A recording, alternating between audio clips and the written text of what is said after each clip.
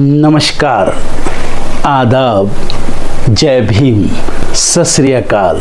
मैं हूँ माजिद सिद्दीकी और आप देख रहे हैं फोकस हिंदुस्तान न्यूज़ चैनल।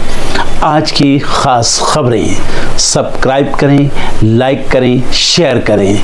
फिर आऊँगा एक ताज़ा खबर को लेकर माजिद सिद्दीकी।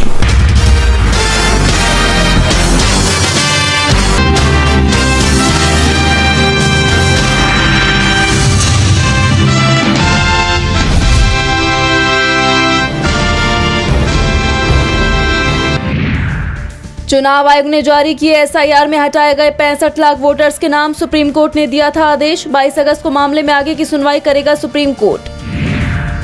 मुख्य चुनाव आयुक्त के बयान पर अखिलेश का पलटवार। पोस्ट की चुनाव आयोग की तरफ से शपथ पत्र के जवाब में दी गई रिसीविंग वाली स्लिप। ज्ञानेश कुमार ने कहा था कि सपा के शपथ पत्र नहीं मिले।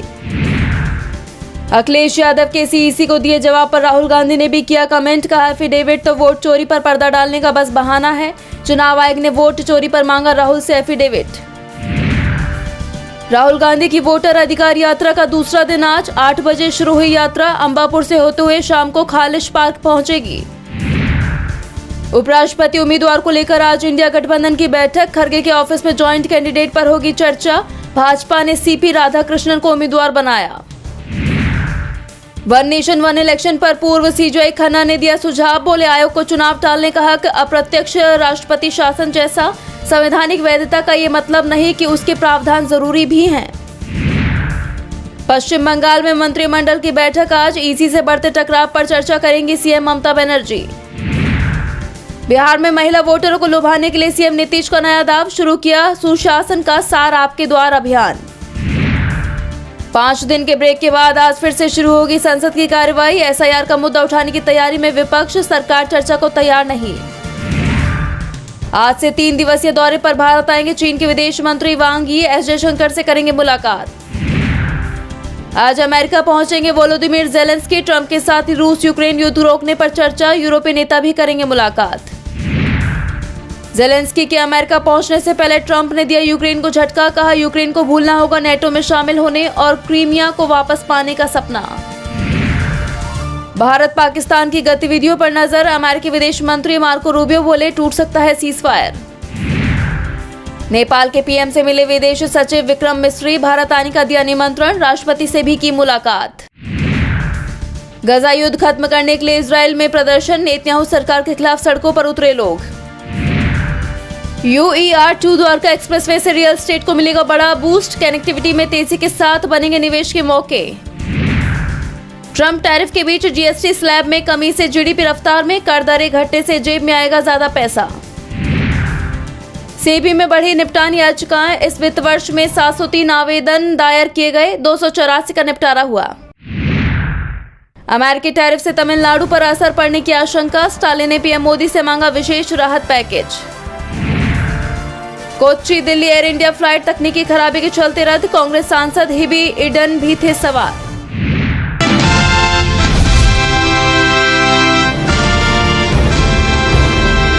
नमस्कार। मुंबई में बीते शनिवार से ही लगातार भारी बारिश हो रही है। कुछ ही घंटे की बारिश की वजह से तस्वीरें आप देख सकते हैं, पूरी तरह से सड़कें जलमग्न हो गई है। मौसम विभाग का कहना है कि अगले 21 अगस्त तक मुंबई में जमकर बारिश होने की पूरी संभावना है। मुंबई के सायन, कुर्ला, साउथ मुंबई, साकीनाका सहित वसई, विरार, नालासोपारा में भी भयंकर बारिश देखने को मिला। वहीं भारी बारिश की वजह से लोगों को, यात्रियों को आने जाने में काफी समस्या का सामना करना पड़ा। यह इस साल की सबसे ज्यादा भारी बारिश है। मौसम विभाग ने बताया कि कोंकण और घाट क्षेत्रों में मंगलवार तक भारी बारिश हो सकती है। मछुआरों को 20 अगस्त तक बीच समंदर में न जाने की चेतावनी दी गई है। किसी भी आपात स्थिति के लिए हेल्पलाइन नंबर भी जारी किए गए हैं। मुंबई में भयंकर बारिश की वजह से लोकल ट्रेन, बस, टैक्सी सभी यातायात साधन धीमे पड़ गए हैं। मुंबई में भयंकर बारिश को देखते हुए मौसम विभाग ने अलर्ट भी जारी किया गया है। मुंबई के गांधी मार्केट, किंग सर्कल, अंधेरी सबवे, कुर्ला और चेंबूर जैसे इलाकों में भी जलमग्न की सूचना सामने आई है। दोस्तों, मुंबई में जब भी भयंकर बारिश होती है कोई न कोई घटना सामने आ ही जाती है। ऐसे में आप सभी लोग सावधान और सतर्क रहें।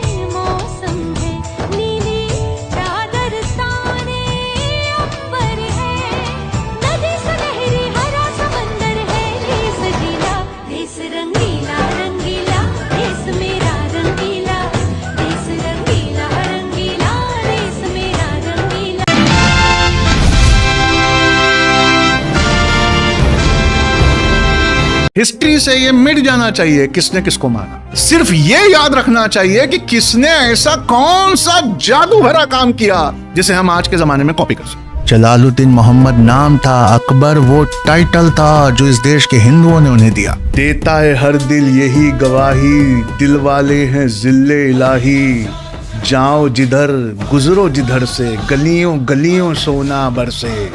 इसको इकोनॉमिक्स की बुक में लिखा, इस गाने को एंगुस मेडिसन डच हिस्टोरियन ने, और क्या लिखा, 24.67% जीडीपी ऑफ द वर्ल्ड अकेले मुगल्स ने दिया।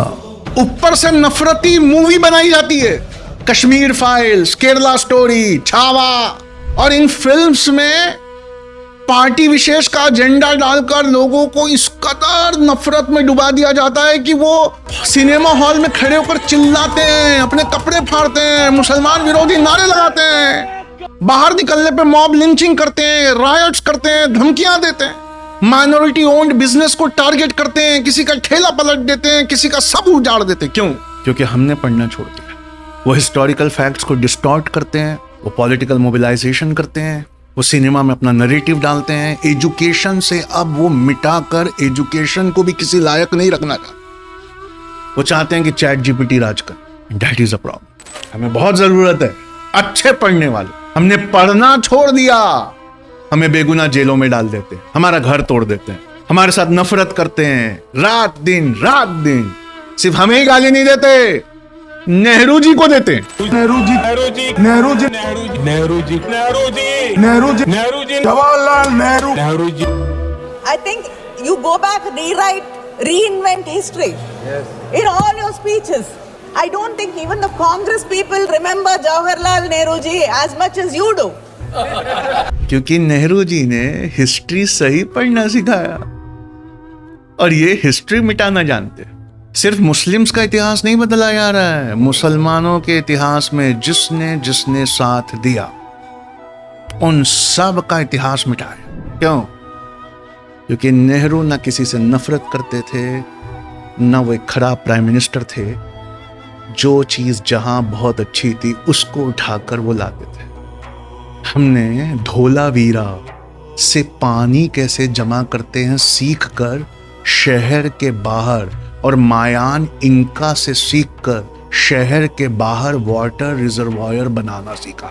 हिस्ट्री से ये मिट जाना चाहिए किसने किसको मारा। सिर्फ ये याद रखना चाहिए कि किसने ऐसा कौन सा जादू भरा काम किया जिसे हम आज के जमाने में कॉपी कर सकते। मुसलमान हमेशा जालिम को माफ़ करता आया है।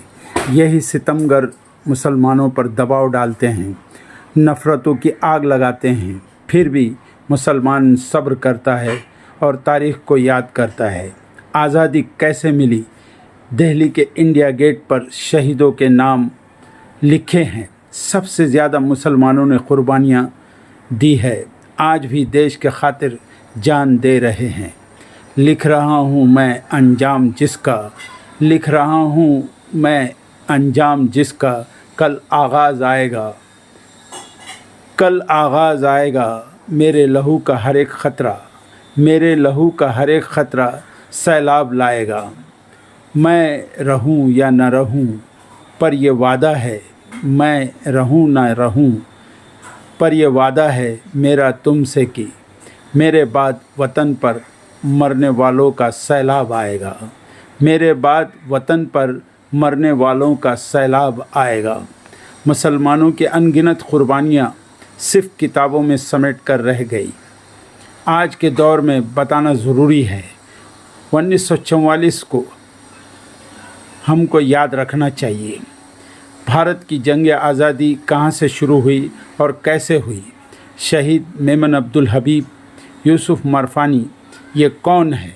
शायद आप नहीं जानते। एक ऐसा शख्स, एक ऐसा मुसलमान, नेताजी सुभाष चंद्र बोस को आज़ाद हिंद के लिए ANI को वो गुमनाम शख्स ने तन मन धन सब कुछ देने का इरादा किया।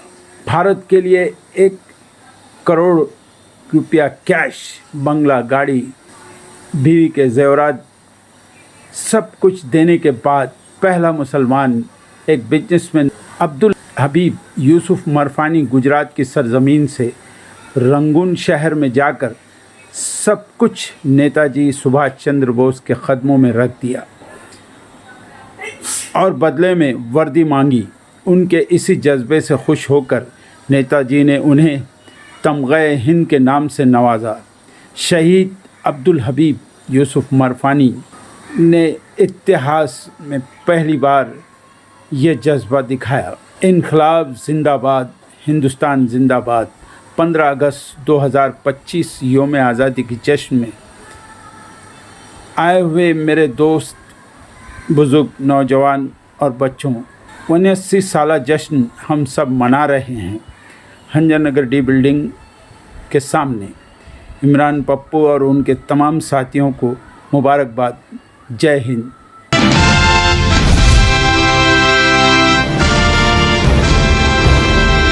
पूर्व सीजेआई संजीव खन्ना ने एक देश एक चुनाव के प्रस्ताव पर अपनी राय देते हुए कुछ अहम सवाल उठाए हैं। उन्होंने संयुक्त संसदीय समिति यानी जेपीसी के सामने अपनी बात रखी। जस्टिस खन्ना ने कहा कि भले ही किसी प्रस्ताव में संवैधानिक वैधता हो, मगर इसका मतलब ये नहीं है कि उसके प्रावधान जरूरी हैं या सही हैं। उनका मानना है कि ये विधेयक देश के संघीय ढांचे को कमजोर कर सकता है। पूर्व सीजेआई ने जेपीसी को बताया कि पहले के समय में लोकसभा और विधानसभा चुनाव का एक साथ होना सिर्फ एक संयोग था, न कि संविधान का कोई आदेश। इसके साथ ही जस्टिस खन्ना ने एक और अहम चिंता व्यक्त की। उन्होंने कहा कि अगर चुनाव आयोग को किसी चुनाव को टालने का अधिकार मिल जाता है तो ये अप्रत्यक्ष रूप से राष्ट्रपति शासन जैसा होगा। इसका सीधा मतलब होगा कि केंद्र सरकार राज्यों के मामले पर नियंत्रण कर सकती है।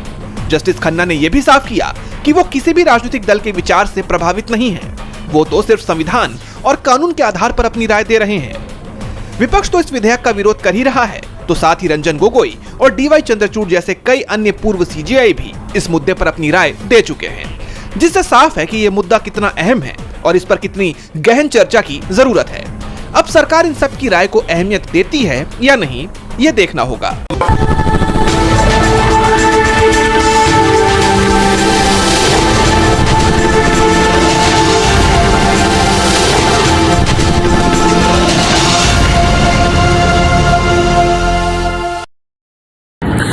दोस्तों, आज मैं आपको बताने वाला हूं कि अगर आपकी बॉडी में मैग्नीशियम की डेफिशिएंसी हो जाए तो आपको क्या क्या प्रॉब्लम हो सकती है। सबसे पहले इंसोमिनिया, नींद ना आना, स्लीपिंग डिसऑर्डर, इंसान सारी रात करवटें बदलता है, नींद नहीं आती, स्ट्रेस लेवल, एंजाइटी बढ़ जाती है इससे, क्योंकि कोर्टिसोल हार्मोन को रोकने में मदद करता है। और अगर आपकी बॉडी में मैग्नीशियम नहीं है तो कोर्टिसोल बढ़ जाता है, जिसकी वजह से स्ट्रेस और एंजाइटी हो जाती है। मूड स्विंग्स, इंसान को पता नहीं चलता उसके मूड स्विंग्स होते हैं, थोड़ी थोड़ी देर में गुस्सा आना, थोड़ी थोड़ी देर में चिड़चिड़ापन होना, क्योंकि ये सेरोटोनिन हार्मोन को बढ़ने में मदद करता है। अगर आपकी बॉडी में less magnesium is equal to less serotonin, और सेरोटोनिन हैप्पीनेस का हार्मोन है। अलावा इसके ये फटीग को भी कम करता था। अगर आपकी बॉडी में मिनरल डेफिशिएट है, अगर आपकी बॉडी में मैग्नीशियम नहीं है तो आपको थकावट बहुत जल्दी फील होगी, जरा सा काम करती है आपकी बॉडी थक जाएगी।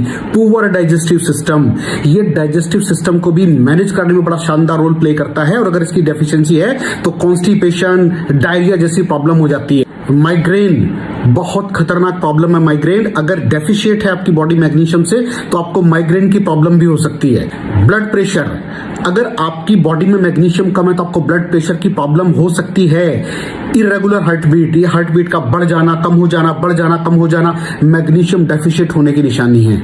ऑस्टियोपोरोसिस, बोन हेल्थ वीक हो जाती है, क्योंकि आपकी बॉडी का 60% जो मैग्नीशियम है वो आपकी बोन्स के अंदर होता है। अगर आप बाहर से मैग्नीशियम नहीं ले रहे हैं तो आपकी बॉडी जो है वो हड्डियों में से लेना शुरू कर देती है, जिसकी वजह से ऑस्टियोपोरोसिस की प्रॉब्लम भी हो सकती है, आपकी हड्डियां कमजोर हो जाती हैं। और मसल क्रैम्पिंग, मसल क्रैम्प, नस पे नस का चढ़ जाना, मसल्स पे अकड़ जाना, बिल्कुल चलना मुश्किल हो जाता है। तो मसल क्रैम्पिंग भी तभी होती है जब आपकी बॉडी में मैग्नीशियम की डेफिशिएंसी हो। और दोस्त, हमारे यहाँ 90% से ज्यादा लोग मैग्नीशियम डेफिशिएंसी के शिकार हैं। कहां से मिलेगा मैग्नीशियम, कितनी मात्रा में लें, किस क्वालिटी का लें? तो उसका जवाब है वेस्टीज प्राइम CMD। इसके अंदर आपको भरपूर मात्रा में मैग्नीशियम मिलेगा, आपकी सारी प्रॉब्लम सॉल्व हो जाएगी। Thank you so much. दर्शकों, देख लिया आपने हमारे वीडियो को। हमें खुशी होगी कि आपने हमारे न्यूज़ को लाइक किया और दूसरों को शेयर किया।